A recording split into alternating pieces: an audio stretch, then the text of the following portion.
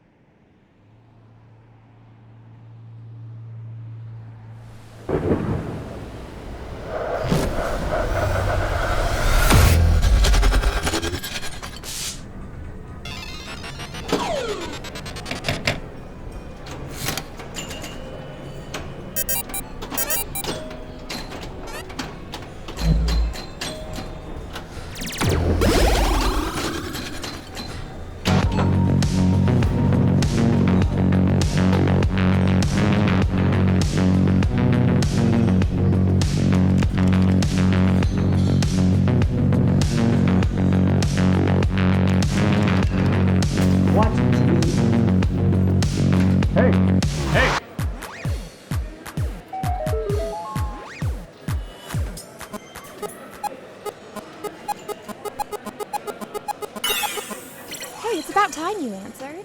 How may I help you? Yeah. Where am I and when?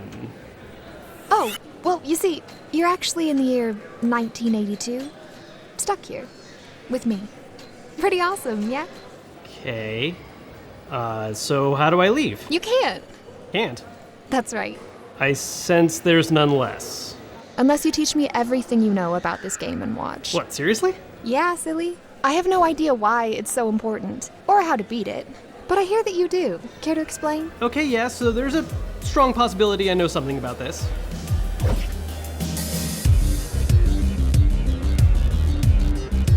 This is one of the most important things Nintendo has ever made. Not because of how popular it was, or how much it sold, how much money it made the company, but because this included one of the first designs that heavily influenced not only the entire future of Nintendo systems, but gaming in general. This is the Donkey Kong Game & Watch, originally released in 1982 as part of Nintendo's Game & Watch line of handhelds, a precursor to the Game Boy, where instead of having one singular unit that played multiple different cartridges, there were multiple Game & Watch systems that each were designed to play one specific game.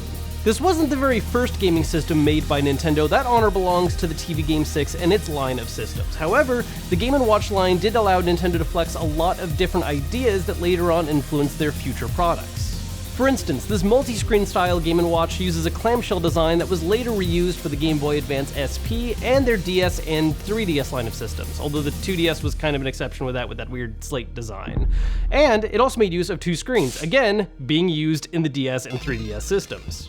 An argument could also be made that the Versus line of Game & Watch systems, which featured one core unit and then controllers that came off of them, influenced the Switch's design of being able to allow you to use a form of multiplayer on the go, where there's a main system that the game's happening on, and separate controllers that each player uses.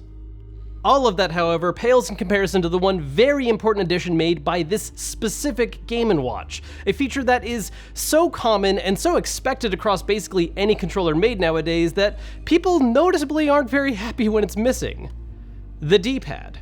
Now, to be clear, this wasn't the absolute first directional pad ever made, but all the ones before it were not great. They were larger in size and not necessarily designed to be used in an actual handed controller like they belonged in an arcade, and other designs, while having the same kind of basic concept, weren't very comfortable or great to use.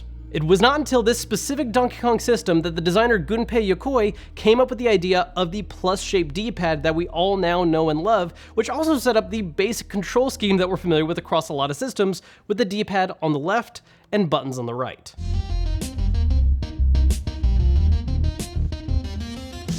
If you've seen or played any systems that came out before the NES and before the Game & Watch line of systems, you'll know that controllers were a little crazy in some of their ideas. No one really had an idea yet of what was going to be a comfortable form of controller. They were just all figuring it out as they went along. And there were some designs that worked but still had very limited functionality, like for instance an Atari controller that featured a joystick and a single button.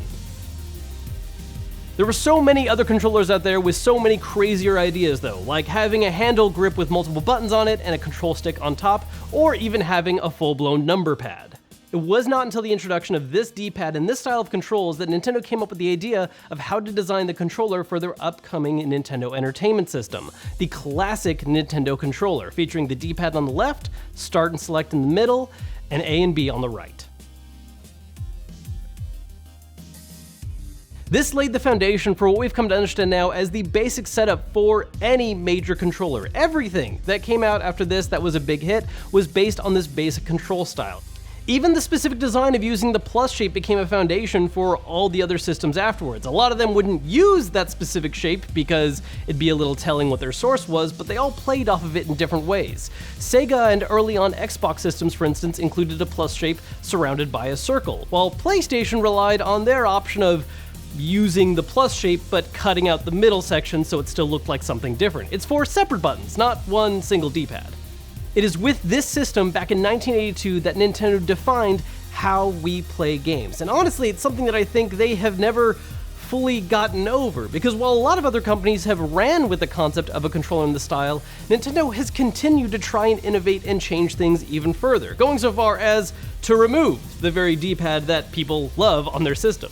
The N64 controller added the concept of a tri-grip, where maybe you won't use the D-pad at all. The Wiimote added motion controls, where yeah, you could hold it sideways like a traditional controller, but really they'd rather you use motion controls and point at the screen and move it around in different ways. And the Switch introduced controllers that are much closer to the standard traditional design, but got rid of the D-pad because, well, if you take them off the Switch and use them sideways, it doesn't make a ton of sense. Even recently, Nintendo has talked about how they're designing and working on things, and they come up with this idea of how there needs to be a true, better form of control still out there, because this design that they initially inspired still works, obviously, but there has to be something else out there, right? Whether it's using motion controls or some other weird form of holding a controller, there's gotta be something better, right? Even with Nintendo's most recent handheld, the Switch Lite, the influence is pretty obvious between the two systems. Sure, there's a lot more buttons, we've got shoulders, we've got sticks, we got a lot more going on, but the basic outline is very much the same. D-pad on the left, buttons on the right, screen in the middle, and another screen above. But the point is, again, that that same basic design is still being upheld in a current system. 37 years later, I was doing the math real quick.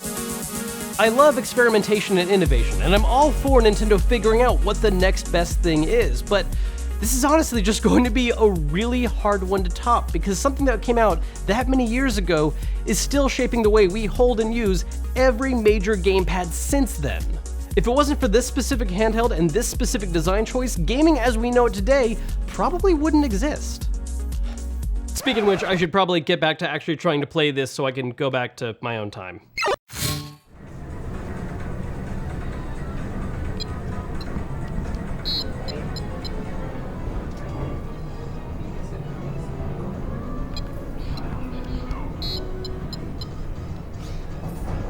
This is impossible. Look, you just have to beat one level, okay? Easy enough. Everyone before you did it. Not really. They all failed. Every time. And got stuck here in 1982.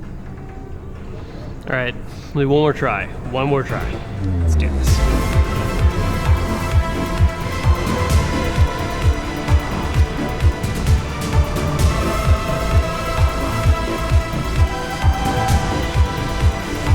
You did it! I've never seen anyone make it this far. What? Kevin, you good? Yeah, let's go. Let's roll sound. Camera speed, action. What's up guys, Kevin here, and this is one of the most important things in gaming history.